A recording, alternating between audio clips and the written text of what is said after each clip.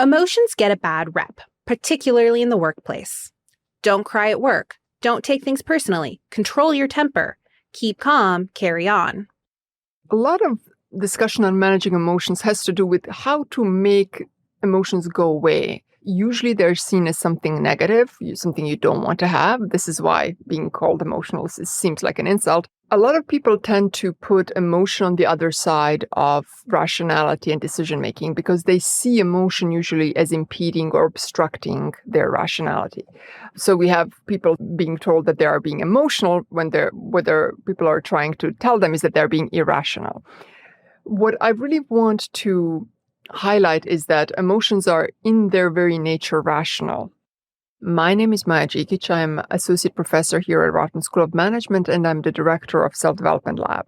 I study adult development, specializing on how it is that adults develop their personality. Maja is also the author of The Possible Self, which aims to help individuals feeling stagnated in their lives identify the problem areas and kickstart things back up. The book takes a deep dive into motivation, behavior, the mind, body, and of course, emotions. And if there's one thing Maja wants people to know about emotions, it's an unprocessed emotion never goes away. Anger, anxiety, fear. When these emotions are left unprocessed, they're like untreated wounds. They fester and spread. And importantly, ignoring our feelings means we might be missing out on important clues and information we need to meet our goals. And this can be particularly harmful in a workplace setting. But can we learn to process our emotions as adults? And why is it an especially good skill for current and future leaders to foster? Welcome to the Executive Summary. I'm Megan Haynes, editor of the Rotman Insights Hub.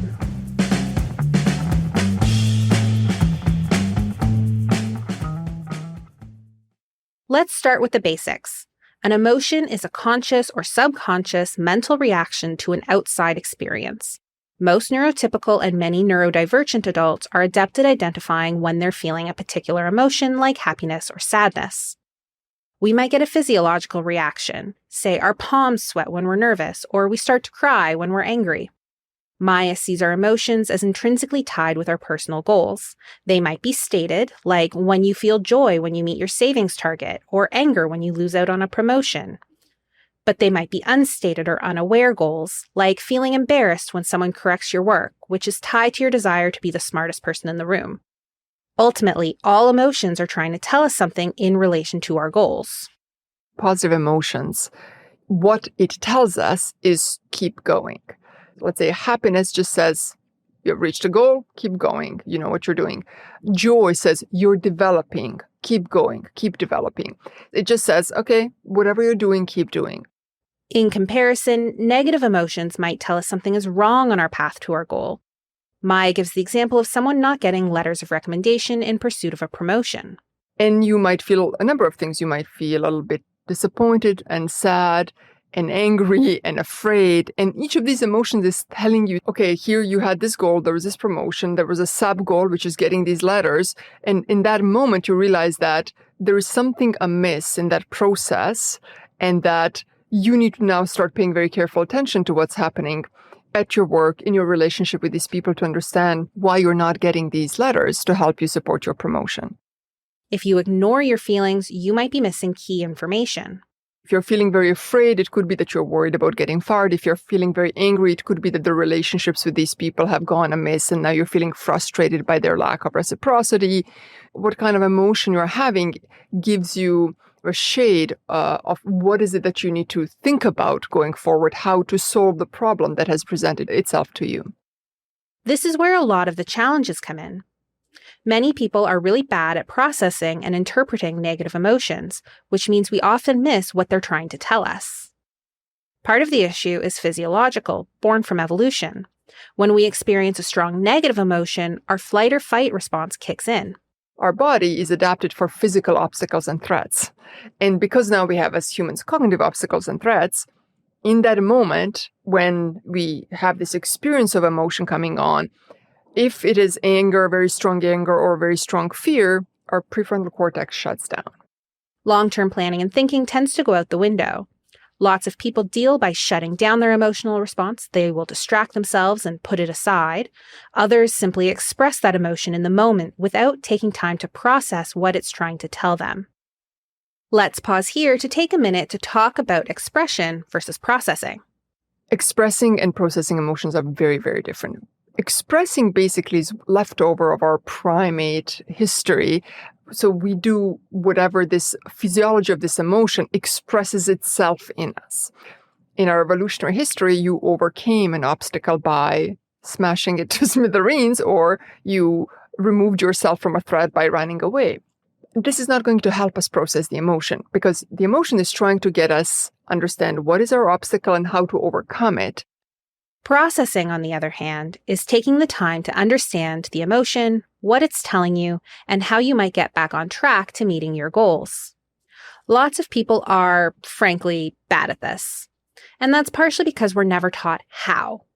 Processing is a learned behavior, and many people reach adulthood having only learned how to express, or in some cases not express, those emotional responses. I found myself having a PhD and, number of years of postdoctoral fellowship before I even thought, oh, wait, you're supposed to process an emotion. You're not supposed to just feel it. Yes, and yes, you can learn to process emotion no matter how many years you have gone without processing them. So you can learn at 3, you can learn at 20, at 40, at 98.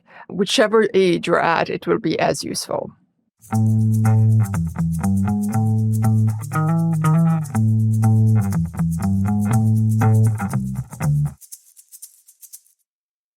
So how do you learn to better process your emotions? Well, you should probably take stock and acknowledge whether you're bad at it in the first place.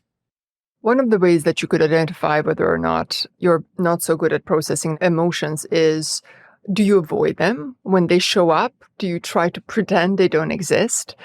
Do you erupt into emotion expression without any prelude to what has happened? Once you've accepted you probably need to learn to process your emotions, the first step is recognizing that the emotion is there and not ignore it. For some people, it shows up as a physiological expression. Their heart will beat faster. They'll start sweating. For another person, it shows up as their attention is going to shift. They'll suddenly be popped out of the situation and they'll be their own head. For another person, they'll suddenly have very angry thoughts. And each person has to learn a language of their own emotions when they show up. Once you've identified that you're having a negative emotion, it's time to bring your prefrontal cortex back online. There's few ways. I think of them as space, time, breathing, or activity. Take a walk, give yourself 5 minutes, practice some meditative breathing. These don't have to be complicated actions.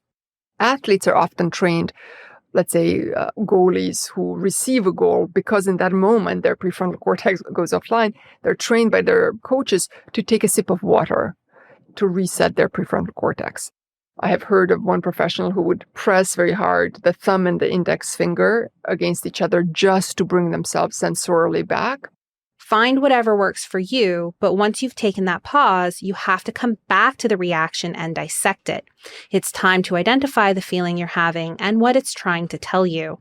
Often, if we don't have the language for emotions, we wouldn't know, am I feeling envious? Am I feeling resentful? What is it that I'm feeling? If you can't identify the emotion, Maja suggests finding an emotion wheel online to help you put a name to whatever you're feeling. Don't pretend you're not having the emotion you're having because you don't think it's the right kind. For example, people tend to not like to experience envy. We can't have taboo against particular emotions. It will influence you without your knowing. The best thing is just become aware. Oh, wow, I'm a little bit envious of this person because they have some things that I would want in my life. Interesting. What does that mean? How can I progress from there? Next, understand the purpose of emotions. Every emotion is in relation to a goal. The emotion is not going to show up except in relation to a goal. You need to take the time to recognize what that goal is and what the emotion is trying to tell you about it. Didn't get that promotion? It's probably why you're angry. But are you angry at yourself? Did you miss deadlines? Was there another more qualified candidate?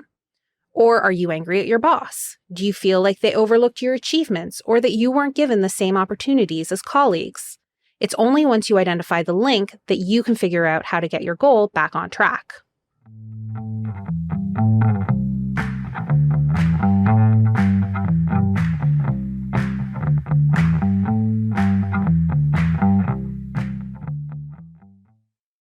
So why does this matter in the workplace? Well, for starters, there are huge problems if leaders can't process their emotions because they will come out in destructive ways with employees. Think of CEOs who yell at staff, managers who lash out, supervisors who let their own anxieties seep into the work. When leaders can't process their own emotions, it often results in toxic expression of those emotions, which results in a worse experience for employees. They're now walking around not really thinking about how to improve something or how to do their jobs, but just how in the moment to keep themselves employed or keep themselves safe. Not all is lost, of course. I think organizations who want to create a good culture should invest more in teaching their managers, leaders, how to process emotion and then passing on that knowledge all the way down, role modeling and training people because it can be learned. Giving leaders the tools to process their own feelings also means that they'll be able to better help employees as they try to work through emotionally charged situations. Emotion-heavy conversations, interactions, is kind of a bread and butter of leadership. Lots of what leaders have to do is navigate these sticky situations. They provide bad news. They have to have difficult conversations about performance. They have to set expectations. And since this might clash with an employee's goal, there's likely to be an emotional response on the part of the employee. So what can leaders do? So really important thing to understand is that we can't process an emotion for somebody else. And I know all of us, when we see somebody who's suffering with anger or disappointment or fear, we want to comfort them. We want to make it better for them. It's really important to understand is that their emotions are messages to them, not to us. There are ways you can help. If I'm the manager and you're the employee and I try to give you feedback and you get very afraid. And in that moment with the prefrontal cortex shut down, you start saying unhelpful things. It is up to me as a manager to say, you know what, it sounds like we're getting a bit overwhelmed here. Why don't we take a little pause? So I make the pause. What I'm not doing is that I'm not treating their behavior as an attack on me and therefore myself becoming angry and defensive. And managers should position themselves not as obstacles to an employee's goals, but as support. So the way for me to prevent myself from being an obstacle is set the ground properly. I say, listen, I'm here because I care about your performance in this organization. I care that you stay. I care that you flourish. So notice what's happened. Instead of, here's your problems and I am the cause of your problem somehow by bringing that up, I'm here to help you get through them. Not everything will be straightforward, of course, and there will always be employees, colleagues, team members, and even leaders unable or unwilling to learn to process their own emotions. And particularly when your manager or company leadership are the problem, it might be time for you to think about whether that job is the right one for you. If you're in a situation where the leadership is not interested at all in processing there, so then that becomes a choice for you to stay or to leave. So there's all these people around me, they're doing a lot of negative expression because they're not able to process. They don't seem to be interested in anything to do with processing, in education. Okay, well, how long do I want to hang out here?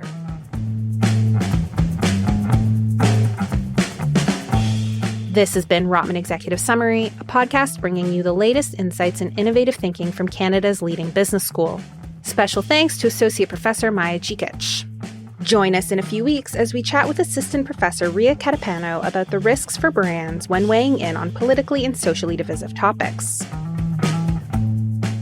This episode was written and produced by Megan Haynes. It was recorded by Dan Mazzata and edited by Avery Moore-Kloss. For more innovative thinking, head over to the Rotman Insights Hub and subscribe to this podcast on Spotify, Apple, or Google Podcasts. Thanks for tuning in.